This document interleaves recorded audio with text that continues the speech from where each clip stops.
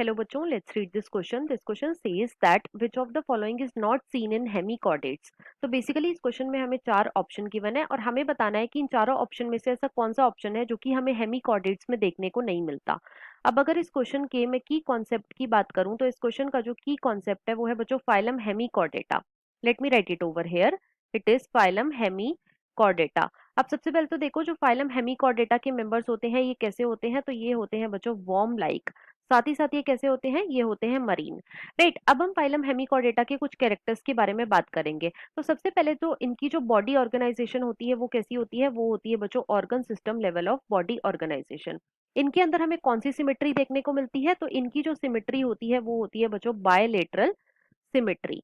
Right, साथ ही साथ जो फाइलम हेमिकॉर्डेटा के मेंबर्स होते हैं ये कैसे होते हैं, ये होते हैं बच्चों ट्रिप्लोब्लास्टिक, मतलब कि इनके अंदर हमें मेनली 3 जर्म लेयर्स देखने को मिलती है। और ये कैसे होते हैं, ये होते हैं बच्चों सीलोमेट, मतलब कि इनके अंदर हमें ट्रू सीलोम जो है वो देखने को मिलता है।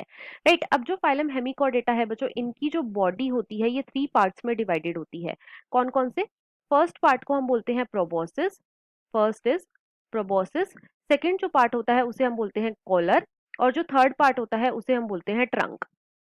राइट, साथ ही साथ इनका जो कॉलर रीजन होता है बच्चों, इसके अंदर एक रूडिमेंट्री स्ट्रक्चर प्रेजेंट होता है जिसे हम बोलते हैं स्टोमोकॉर्ड। स्टोमोकॉर्ड क्या है, ये एक रूडिमेंट्री स्ट्रक्चर है जो कि कॉलर रीजन में प्रेजेंट होता है।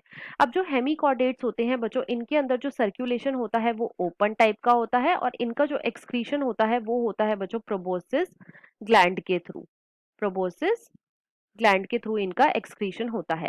राइट, अब एक एक करके हम अपने सारे ऑप्शंस को चेक करेंगे। ऑप्शन वन में हमें गिवन है एक ट्राईपार्टाइट बॉडी ऑर्गेनाइजेशन। तो बच्चों ये ऑप्शन हमारा इनकरेक्ट हो जाएगा। क्यों? क्योंकि देखो जो हेमिकॉर्डेट्स होते हैं इनकी बॉडी जो है ये 3 पार्ट्स में डिवाइडेड होती है, तो इनके अंदर हमें ट्राईपार्टाइट बॉडी ऑर्गेनाइजेशन देखने को मिलता है। ऑप्शन टू में हमें गिवन है स्टोमोकॉर्ड, तो ये भी इनकरेक्ट हो जाएगा। क्यों?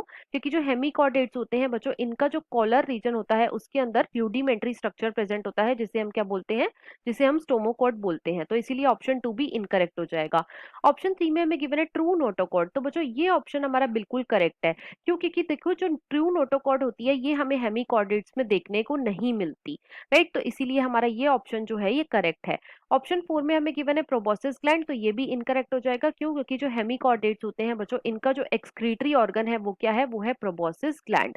तो यहाँ पे जो हमारा करेक्ट आंसर है वो है बच्चों ऑप्शन नंबर थ्री।